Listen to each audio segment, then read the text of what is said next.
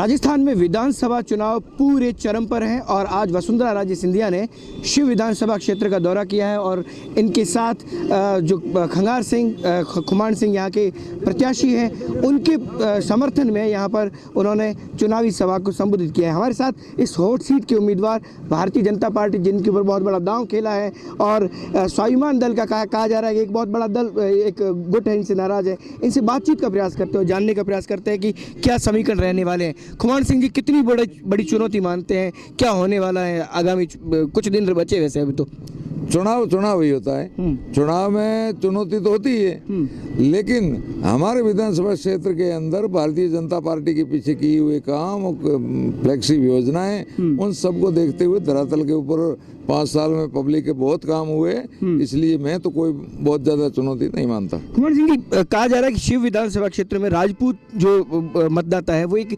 स्वाभिमान दल है उसके साथ है और लगातार भारतीय जनता पार्टी का विरोध कर रहे हैं और यहाँ से जो पूर्व विधायक थे वो वसुंधरा राजे सिंधिया के सामने झालरापाटन से चुनाव लड़ रहे हैं, तो उनके जो समर्थक हैं उनको पटा पाए, सटा पाए? वो मानवेंद्र सिंह जी का विषय है, उनकी पार्टी, उन्होंने कांग्रेस पार्टी ज्वाइन कर ली है तो कांग्रेस पार्टी का निर्णय है झालरापाटन से चुनाव लड़ना। दूसरा निर्णय है उनका मानवेंद्र सिंह जी का। रही बात स्वाभिमान की और राजपूत समाज की, मैं भी राजपूत समाज का हूँ, मेरे अंदर भी मेरा स्वाभिमान है और राजपूत समाज जो है 101% मेरे साथ है। राजपूत समाज का मेरे ऊपर आशीर्वाद है।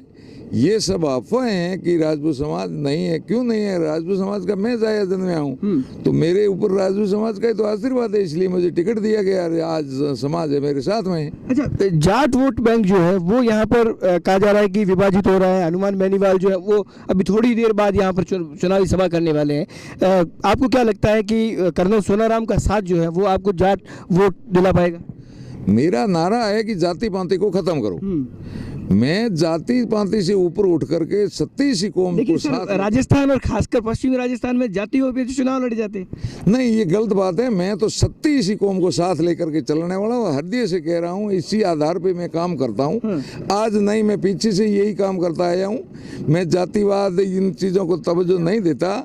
मैं तो एक मानववाद का आदमी हूँ और इंसान का काम करो, नर सेवा नारायण सेवा, गरीब को गणेश मानकर काम करता हूँ। कौन कौन सी मुद्दे खुमान सिंह जी शिव के जिनके ऊपर चुनाव इस बार आप लड़ रहे हैं, ऐसी कौन सी बातें हैं जो जितने विधायक रहे वो काम कर नहीं पाए और आपके दिमाग में है कि इस बार शिव के लोगों को ये फायदा देना है? बिल्कुल है।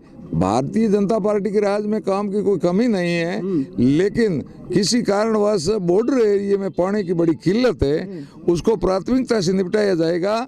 दूसरा जो है बालिका शिक्षा को बढ़ावा दिया जाएगा। जैसे शिव है, शिव के ऊपर हॉस्पिटल में ट्रॉमा सेंटर की कमी है। इन चीजों को जो आम गरीब को टच करे, ऐसी चीजों को पहले प्राथमिकता से निपटाएंगे। सर, डेजर्ट नेशनल पार्क बहुत बड़ा मुद्दा रहा। जो भी चुनाव लड़ने आया उसने ये मुद्दा बनाया कि साहब आपको इससे मुक्ति दिलाएंगे।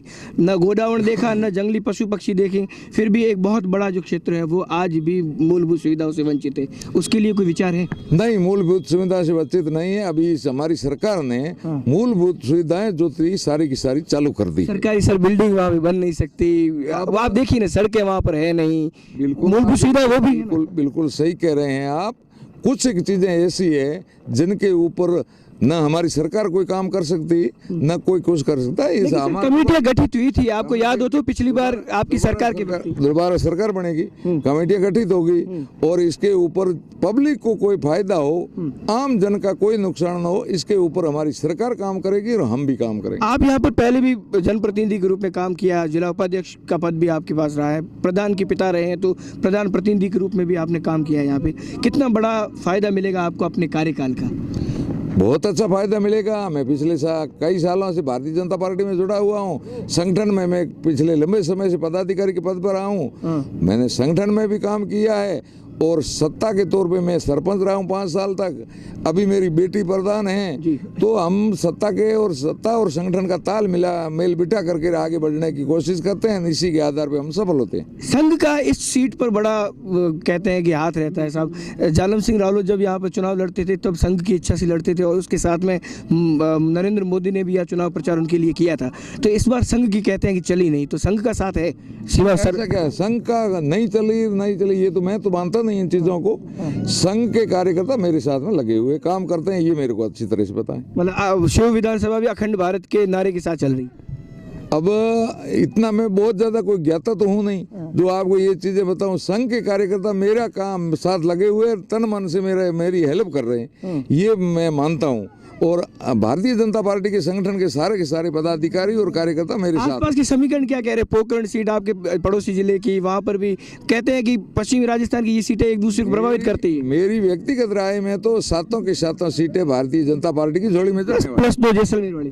+2 जैसलमेर वाली। ये थे खुमान सिंह सोडा जो निश्चित तौर पर पूरी तरीके से यहाँ पर पूरे कॉन्फिडेंट में है कि जीत उनकी ही होगी। और शिव विधानसभा इलाके में जो काम अभी तक पेंडिंग है, विकास के काम, मूलभूत सुविधाएं, उनके लिए जो काम पेंडिंग है उसके लिए वो हर संभव प्रयास करेंगे। और उनका ये कहना है कि लंबे समय से वो इस इलाके में राजनीतिक रूप से सक्रिय है और इसका फ़ायदा, इस अनुभव का फ़ायदा उनको इस विधानसभा चुनाव में सीधे तौर पर मिल रहा है। हालांकि उन्होंने संघ और दूसरे मुद्दों पर सवाल को टाल मटोल दिया। उनका कहना है कि यहाँ पर ऐसी कोई बात नहीं थी कि संघ की चली नहीं, लेकिन दुनिया जानती है कि संघ इंटरेस्टेड कितना था इस सीट को लेकर। फिलहाल देखना यह है कि मानवेंद्र सिंह कितना नुकसान पहुँचा पाते हैं इस इलेक्शन में और कर्नल सोनाराम चौधरी कितना फ़ायदा पहुंचाते हैं शिव विधानसभा इलेक्शन को लेकर, क्योंकि हनुमान बेनीवाल भी यहां पर तीसरी मोर्चे को लेकर वोटों की गणित को इधर उधर कर सकते हैं। फिलहाल देखना यह है कि किसकी किस्मत मतदाता तय करते हैं और कौन जयपुर की राज की चाबी लेकर सत्ता में फिर से लौटता है। कैमरा पर्सन अशोक दहिया के साथ दुर्ग सिंह, राजपुरोहित, इंडिया न्यूज़,